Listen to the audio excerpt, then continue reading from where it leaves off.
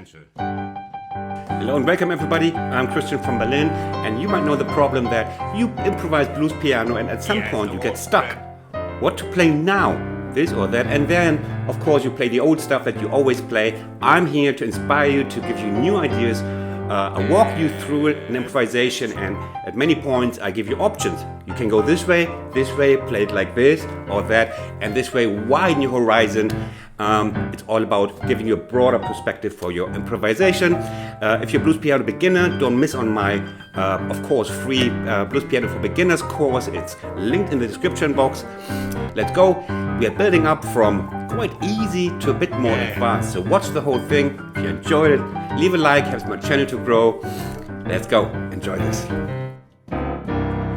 So we start on key of C, and we start on the note G, and immediately the blues student finds himself or herself in the dark forest called what to play now. Okay, now your initial inspiration might be, the temple of the holy temple of the Middle Sea. Yeah, okay, that's great blues piano, huh? Kind of. What if we explore a little bit here and then we move on? Yes, you can play this as if the saliva of your desperation hasn't dried yet. It's a little bit slippery here. Okay, you know that. Now, if you have the fifth finger here, you have limited options. Did you realize? Because you will not go up. So, you can also start on another finger. Gives you more options. For example, if you start from the third finger, wonderful little lick already. Don't worry, we go to unknown territory a little bit later. So, okay, what you do not see in this dark forest is this one.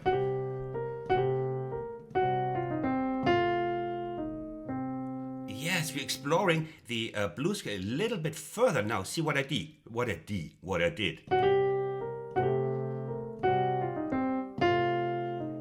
Suddenly it sounds a little bit more professional. It's become a longer lane of the blues scale, and it has a down element, but a little hesitation before we go back to the Temple of Doom. No, the Temple of the Middle Sea. Okay, that's already quite an option. Whoa. You could print that, but now we've only managed 10 seconds of a blues solo at most. Let's see what we can do. Okay, starting with the third finger. What else do we have? Now, immediately, you might see when we start with the third finger, we can also reach to the franchise of the Holy Temple of Middle Sea. It's the C4. On the digital piano, this is the C3. Okay, so do I have to sneeze? Oh, we sneeze on the piano. Okay.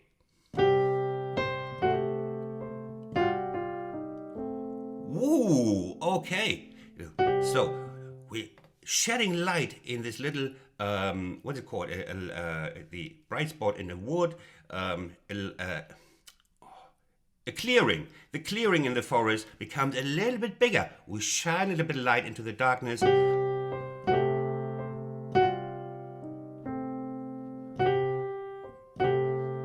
And or upwards.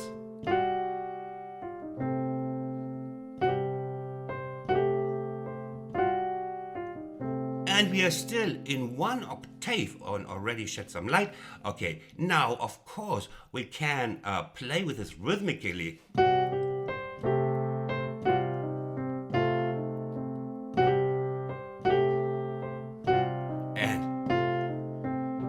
And this will be already our second hit record.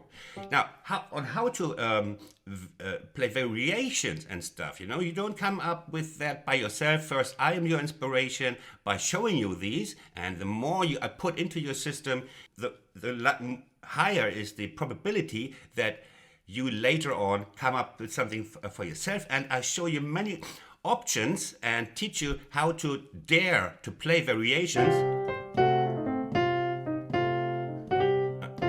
and combine elements in my two blues books, How to Improvise Blues Piano. It's linked in the description box. Yes, let me do a little bit of advertising here because I have to pay my bills too.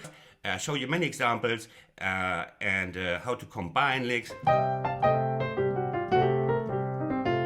Things like that. Go buy it. Yeah. Okay, let's move on from here. Yes, we were here. So, okay, we were here. We discovered this bit. We could go for the third finger from here, or to the 7 even.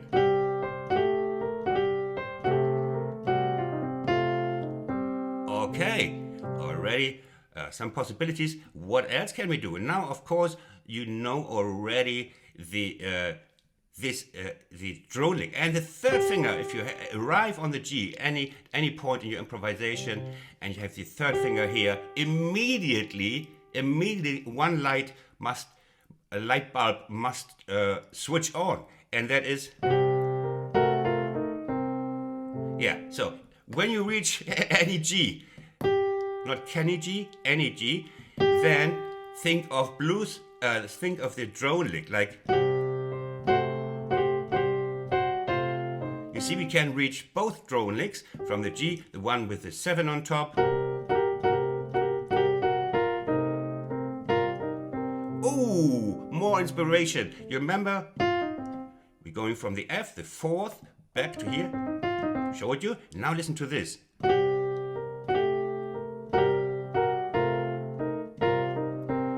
It's another variation for the for the drone lick with the 7.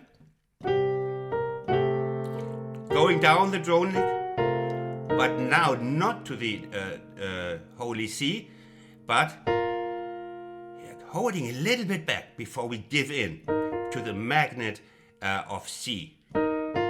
Sometimes we should just play with the magnet. We don't give away the C. No, no, no. No. No. No. No. Yes. You see how that creates tension if we do not immediately give in to the resolution on any octave. Okay? So now this of course you can also do with the drone lick with the C on top. Like both are equally beautiful, just like me and my brother. No, it's not true. I'm the prettier one. Okay. Now, big chunk of tea. Here.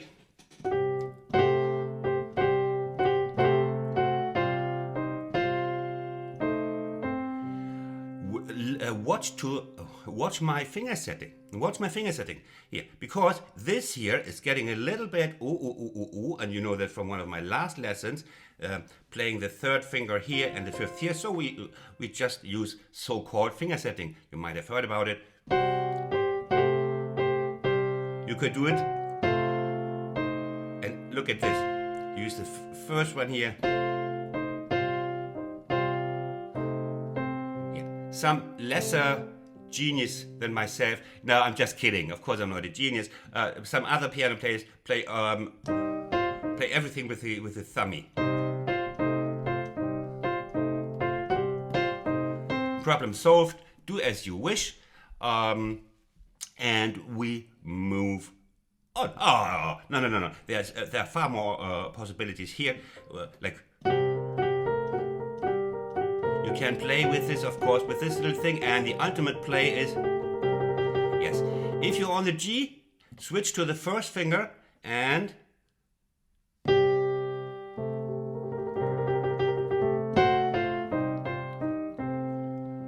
this is a good starting point also for the tremolo between the 5th and the minor 7.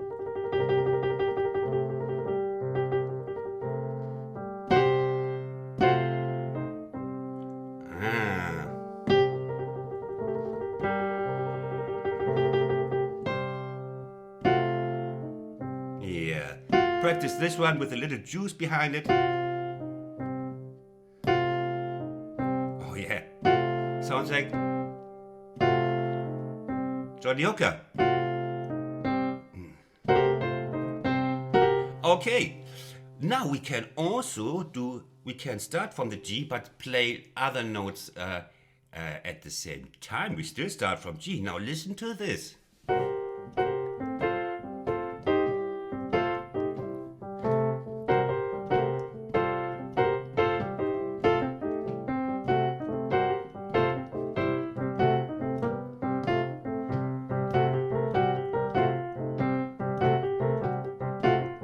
What did I do? Place your second finger here, and now grab the B flat and the C. Now, okay. I think I have not shown you this up till now. The best is always coming later in life. So G, B flat, C, and then we go to the borrowed chord on C, the F. You know, we very often play the F over C, like. So it's just borrowed. We will go back to C. Here we are on C7, the top note of the C7. And we go to temporary F. Okay. Okay, once you have this in your hand,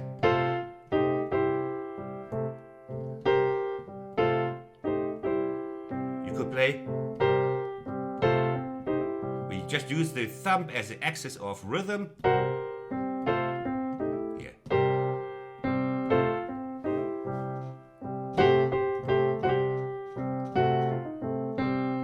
Wonderful.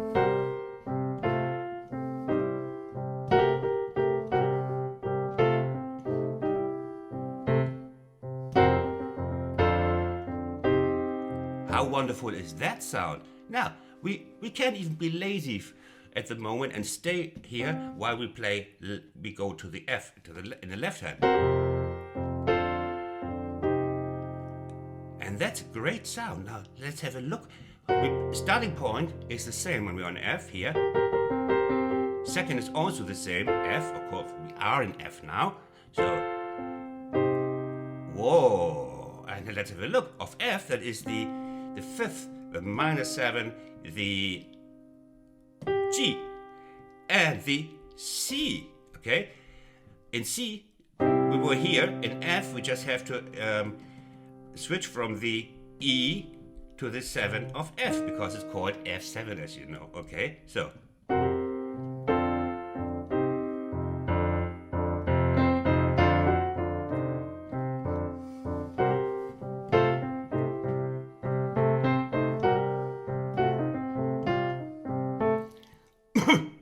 Yes, I'm coughing. It's that good. It's the cough of quality. And of a dry YouTuber's mouth. It's getting autumn here in Berlin. Everybody's getting a cold. Okay, so you see what a lot of stuff we already discovered within just one octave. Now we could even go on, but we want to move maybe a little bit because you're getting bored with one octave. You see, there must be more in life than one octave. But yeah, if you want to be really creative, you restrict yourself to a certain area and squeeze it like you want to do an orange juice, like half a liter of orange juice you want to create, but you only have half an orange. How do you do that? You think it's impossible? We have half an orange, which is here, and we want to create half a liter of orange juice. You have to squeeze and squeeze and squeeze until there is no more orange. Very funny. Okay, now, here. Yeah, there's so many things. As I said, I make suggestions and I teach you to experiment in my 2 volumes of how to improvise blues piano. Okay, enough of that. Okay. Here, we could our royal thirds. Yeah. This bit you just learned. You just remember this one?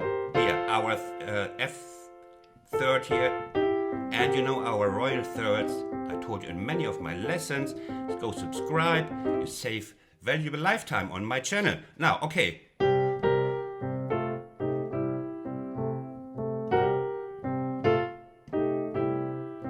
So now,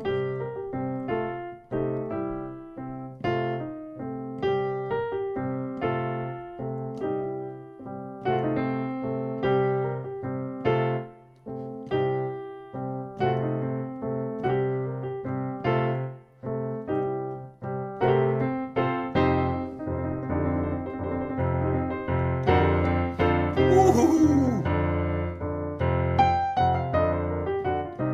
What did I just do? Okay.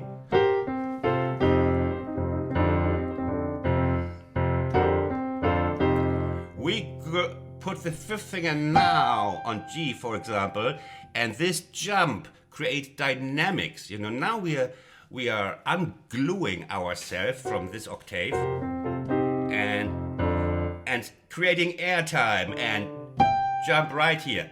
And then we just play blues scale down because now the mountain is high enough to run down to the temple of safety, the middle C. Okay. And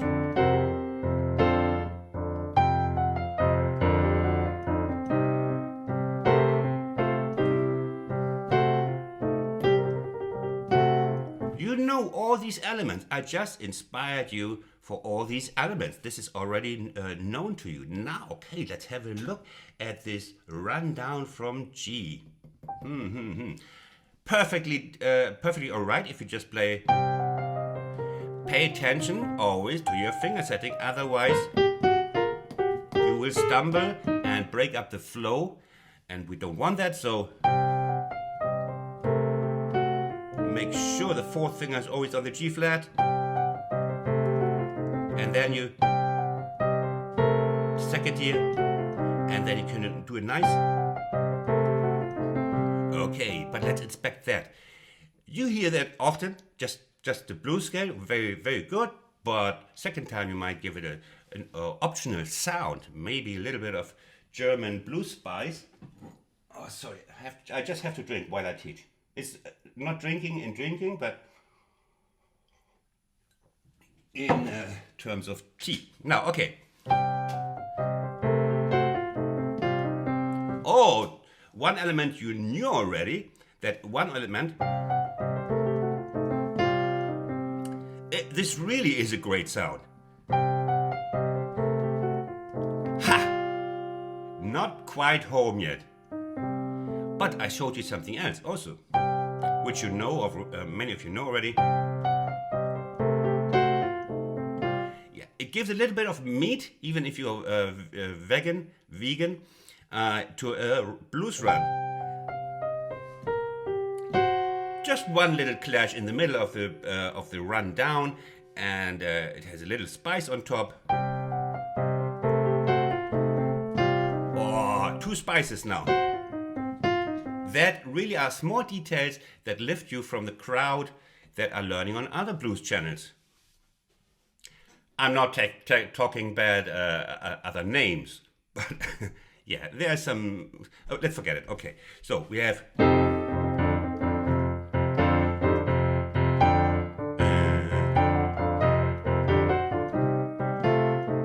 Whatever, there are different rhythmic variations.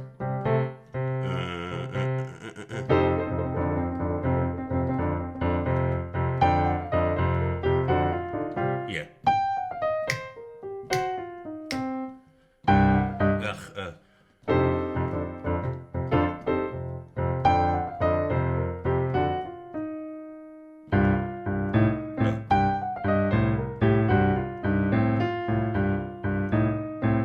You get the idea.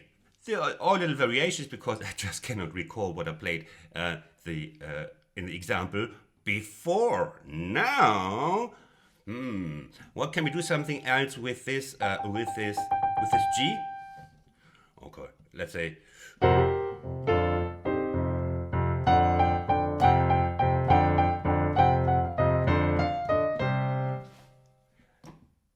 Yes, this one you know. And this one is new for you, and it's a great blues sound. We just with one note, we can already do a variation with just one note. Isn't that fabulous? Like, yeah.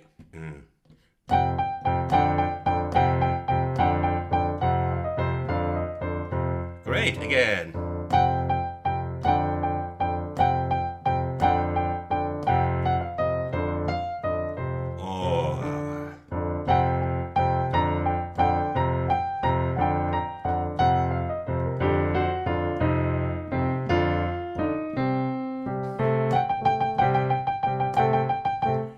That's a great blues sound, and it's not that hard. You have to practice a little bit. Here, they're triplets. You hear it all the time in profound blues solo play, like.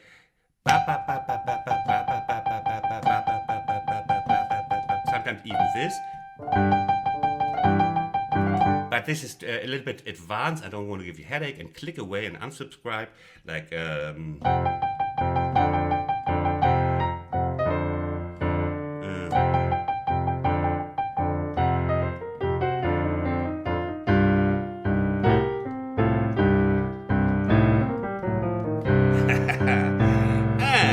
Remember, now we are on this G.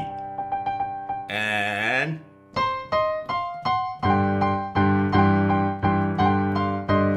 we do exactly what we did before here. We use this, the arrival of the G, to play strong, energetic, good German drone lick. Yeah.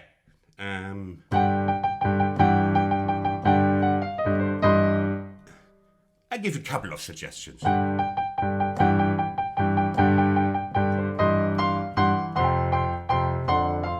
Can you hear how it opens? How it opens up after this closed rhythmic element, like the sewing machine. This is little sweatshop here. Can you hear it? I want you to listen to it. Can you hear the opening sound? And that is what advanced good blues piano is differentiating itself from just playing all the same, like Can you hear how boring this is rhythmically? Yeah, great blues piano. Yeah, this is marvelous. Yeah, oh, that's good. Yeah, that's really energetic. I can feel blues. No, it's like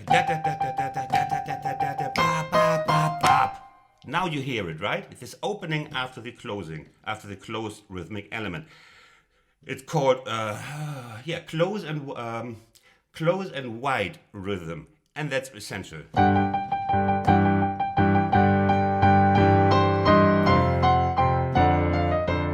Yes, our old friend.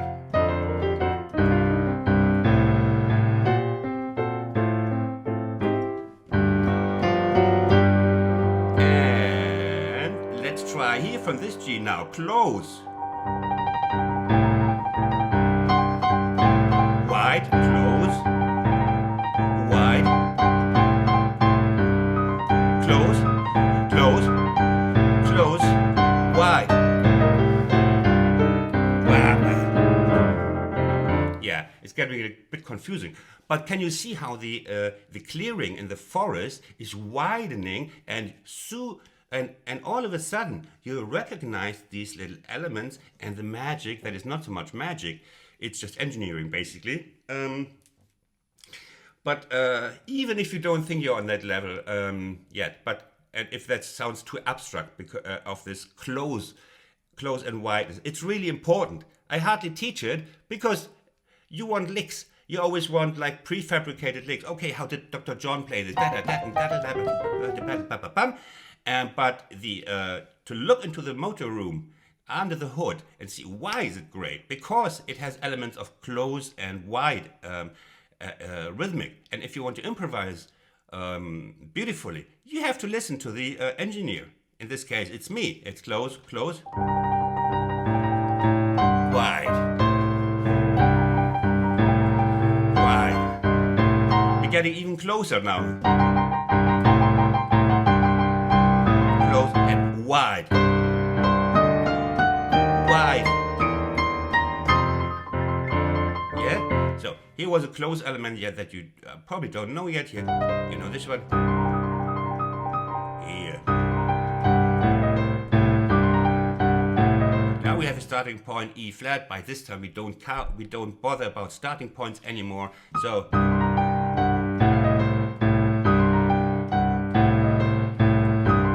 close, it feels rhythmically close, wide. Okay, now we are on F. Okay, and one last one. Show you an option on F.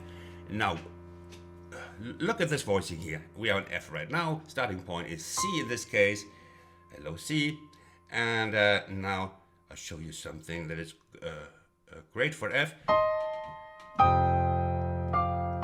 These are the close relatives of our old school 6. Yeah, but now we're on F. So the E flat is now replacing the E, and otherwise it's the same. Great sound for F. You come from C.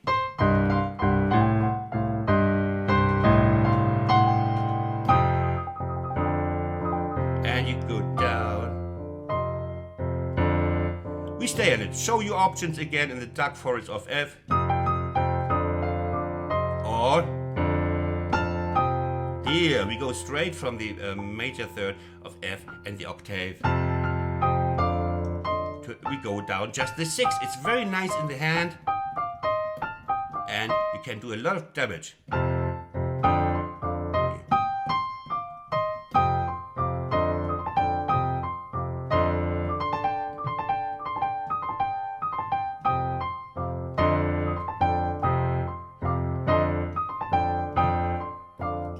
Yeah, left hand is lost from your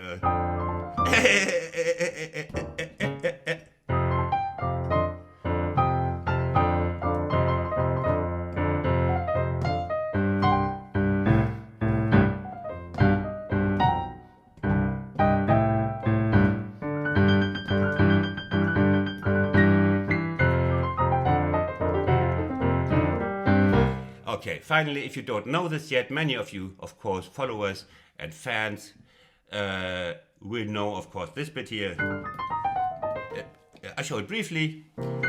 It's our 2-5 pattern. In this case, we start the 2-5 pattern on the G flat and on the C, and why is it called the 2-5 patterns? Because these fingers listen to the names of 2 and 5, and the rest can just, flap back, and here we have. And then we take the E flat and the A, and then we take the B flat and the E flat. And it repeats. Duck, duck, duck, duck, duck. And here, it's just 3 things you learn. And then it just repeats. Ducka, ducka, ducka, ducka, ducka, ducka, ducka. And you sound like a 1920s diesel. Ducka, ducka, ducka, ducka, ducka, ducka, ducka, ducka. And if you play, it's really nice and easy to play fast. But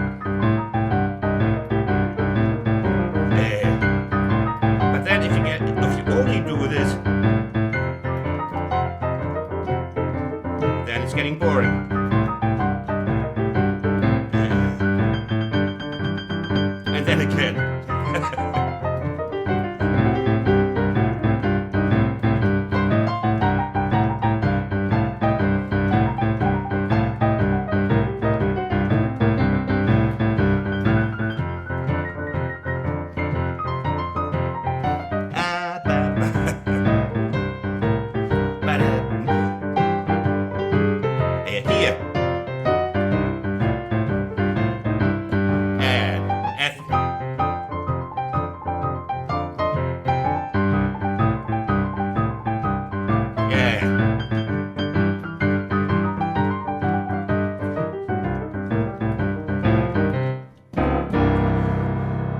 That's it.